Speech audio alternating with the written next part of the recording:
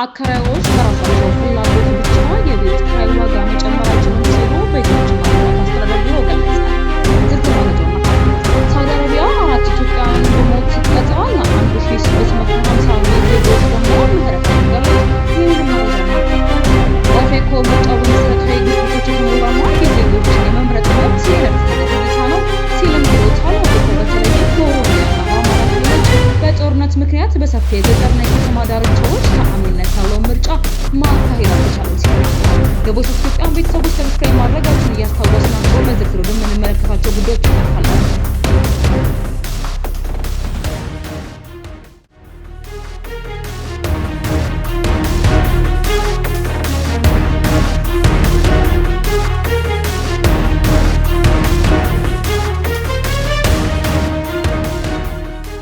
አከራዮች በራሳቸው ፍላጎት ብቻ የቤት ኪራይ ዋጋ መጨመር አይችሉም ሲል ቤቶችና ልማት አስተዳደር ቢሮ ገልጿል። የአከራይና ተከራይ ግንኙነት ሲል በቴክኖሎጂ ለማዘመንና በዘርፉ የሚታዩ አለመግባባቶችን በዘላቂነት ለመፍታት በተጀመረው ዲጂታል ምዝገባ ሂደት እስካሁን ወደ 500 ሺህ የሚጠጉ ቤቶች ወደ ሲስተሙ መግባታቸውን የአዲስ አበባ ከተማ ቤቶች ልማትና አስተዳደር ቢሮ አስታውቋል።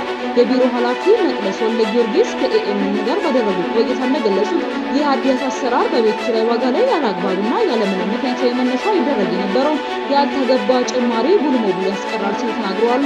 ወደ ዲጂታል ቋቱ የገቡት እነዚህ የኪራይ ቤቶች በየትኛውም ክፍለ ከተማ፣ ወረዳ አልፎ ተርፎ በየትኛውም ብሎክ ላይ እንደሚገኙ ሙሉ መረጃቸው በግልጽ የሚታወቅበት ደረጃ ይደርሳል ሲሉ ተናግረዋል። ይህም አከራዮች ቤታቸውን ስለማከራየታቸው መረጃ የመደበቅ ዕድል እንዳይኖራቸው የሚያደርግ መሆኑን ኃላፊው አብራርተው በአዲሱ አሰራር መሰረት አከራዮች በራሳቸው ፍላጎትና ተነሳሽነት ብቻ የቤት ኪራይ ዋጋ መጨመር አይችሉም ብለዋል። ኃላፊው አላብነት ሲያስረዱ የአንድ የቤት ኪራይ ዋጋ 1 ሺህ ብር ቢሆን አከራዩ በራሱ ፈቃድ ዋጋውን ማሳደግ አይችልም። በመንግስት ውሳኔ መሰረት የሚፈቀደው ጭማሪ 10 በመቶ ወይም 100 ብር ብቻ ከሆነ ዋጋውን ወደ 1 ሺህ ብር ማሳደግ የሚቻለው በዚያ ህጋዊ አሰራር ብቻ ነው ብለዋል። ከዚህ ውጭ ተጋነዘ ዋጋ የሚጨመርበት ምንም አይነት አሰራር እንደማይኖርም አስገንዝበዋል። አሁን ላይ ቤቶች ሙሉ ለሙሉ ወደ ዲጂታል ቋት የገቡ በመሆናቸው ምልክቱን ለማስቀረት የውል ማደስ ስራውን በኢንተርኔት ወይም ኦንላይን ለማከናወን የሚያስችል ሰፊ ዝግጅት ይፈልጋል። በዚህም መሰረት አከራይና ተከራይ ዋጋ ሳይጨመርበት ባለው የውል ስምምነት መቀጠል ከፈለጉ ውላቸውን በኦንላይን በቀላሉ ማድረስ ይችላሉ። በአሁኑ ወቅት የገበያ ጥናት ስራ በንቃት እየተከናወነ እንደሚገኝና የመጨረሻ ውጤት እንደደረሰ ይፋዊ መመሪያዎች በተከታታይ ተግባራዊ መደረጋቸውን እንደሚቀጥሉ ገልጸዋል። ተከራዮች መብታቸውን በደንብ ሊያውቁና ሊጠቀሙበት እንደሚገባ ያሳሰቡት መቅደስ ወልደ ጊዮርጊስ አከራዮች ዋጋ ጨምሩ ስላቸው ብቻ ያለምንም ህጋዊ መነሻ ክፍያ መጨመር እንደሌለባቸው አሳስበዋል። በየአጠቃላይ በየ2 ዓመቱ የኪራይ ውልን በተገቢ መንገድ ማድረስ ግዴታ ሲሆን አከራዮች መብትና ግዴታቸውን ለይተው በማወቅ ህጋዊ አሰራሩን እንዲያከብሩ ጥሪ አቅርቧል። መንግስት በአከራይና ተከራይ መካከል ያለውን ዘላቂ ችግር ለመቅረፍ የጀመረውን አሰራርና የቴክኖሎጂ ማሻሻያ አጠንክሮ እንደሚቀጥልበትም ተገልጿል። ሳውዲ አረቢያ 4 ኢትዮጵያውያን በሞት ስትቀጣ ለ1655 ዜጎች ደግሞ ምህረት አድርጋለች። ሳውዲ አረቢያ በዚህ ሳምንት 4 ኢትዮጵያውያን በሞት ስትቀጣ ኢትዮጵያ ደግሞ 1655 ዜጎቿ በምህረት እንዲለቀቁ ማድረጓን አስታውቃለች። በሳውዲ ሞት ቅጣት ተበይኖባቸው ፍርዳቸውን በተለያዩ እስር ቤቶች ሆነው በመጠባበቅ ላይ የሚገኙ በርካታ ኢትዮጵያውያን እንዳሉ ቤተሰቦቻቸው አንድ ለብቻ ቢል ተናግረዋል። በሳውዲ አረቢያ የሀገር ውስጥ ጉዳይ ሚኒስቴር መረጃ መሰረት ሰኔ 1 2018 2 ኢትዮጵያውያን በናጅራን ግዛት፣ ሰኔ 3 2018 ደግሞ 2 ኢትዮጵያውያን በአሰብ ግዛት በስቅላት ተገለዋል። አራቱም ኢትዮጵያውያን በሞት የተቀጡት በሳውዲ አረቢያ አደንዛዥ እጽ ተይዘው መግባታቸውን ተብሏል። የኢትዮጵያ የውጭ ጉዳይ ሚኒስቴር በሳውዲ እስር ቤት ለሚገኙ 1655 ኢትዮጵያውያን የፍርድ ሂደታቸው ተቋርጦ ምህረት እንዲሰጣቸው ማድረጉንም በዚህ ሳምንት አስታውቋል። በሳውዲ አረቢያ በስቅላት ስለተገደሉትም ሆነ በምህረት ስለተለቀቁ ኢትዮጵያውያን ተጨማሪ ማብራሪያ ለማግኘት ዶይቼ ቬለ ኢትዮጵያ ውጭ ጉዳይ ሚኒስቴር ቃል አቀባይ አምባሳደር ነቢያት ጌታቸው በዚህ ላይ ቢደውሉ ስልካቸው አልተነሳላቸው። የቮይስ ኦፍ ኢትዮጵያ ቤተሰቦች ሰብስክራይብ ዳግም ማድረጋችሁን እያስታወስናችሁ በዚህ ለምንመለከታቸው ሌሎች ጉዳዮች እናልፋለን። የቀጠለው የምርጫ ውጤት ገለጻና ኦፌኮ የሰነዘረው ትችት የኢትዮጵያ ብሔራዊ ምርጫ ቦርድ በድህረ ምርጫ ሂደት ውስጥ ማሳወቅ ስራው በመቀጠልም የቀረቡለትን የፖለቲካ ፓርቲዎች ቅሬታና በአጽንኦት እየተመለከታቸው እንደሚገኝ አስታውቋል።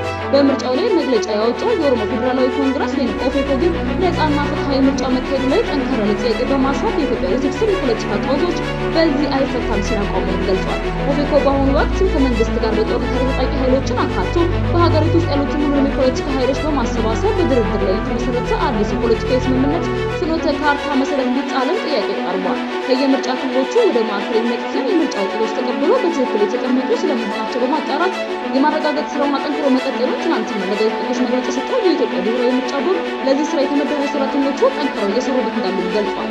የቦርዱ ሰብሳቢ ኔትወርክ ኃይሉ በማጣራት ሂደቱ ከየምርጫ ክልሉ የሚመጡ ውጤቶች የሚቀበል ስራ ክፍል ማረጋገጫ ለሚሰጥ የስራ ክፍል ያቀርባል። ከዚያ ደግሞ ባለሙያዎች ደግሞ አጣርተው ጥያቄ ወይም የሚያጠራጥር ነገር ካለ የበለጠ ማጣራት ይገባል ብለው ሲያስቡ ደግሞ ወደ ኦዲት ክፍል ይልኩታል። ኦዲት ክፍልን በህግ መሰረት መርምሮ ውሳኔ የሚሰጥበትን አቅጣጫ ከቦርዱ የሚቀበልናል ወይ ደግሞ የሚጣራውን ነገር ጣርቶ በአረጋጋጮች በኩል ለቦርዱ እንዲቀርብ ይደረጋል ማለት ነው ሲሉ ሂደቱን አብራርተዋል።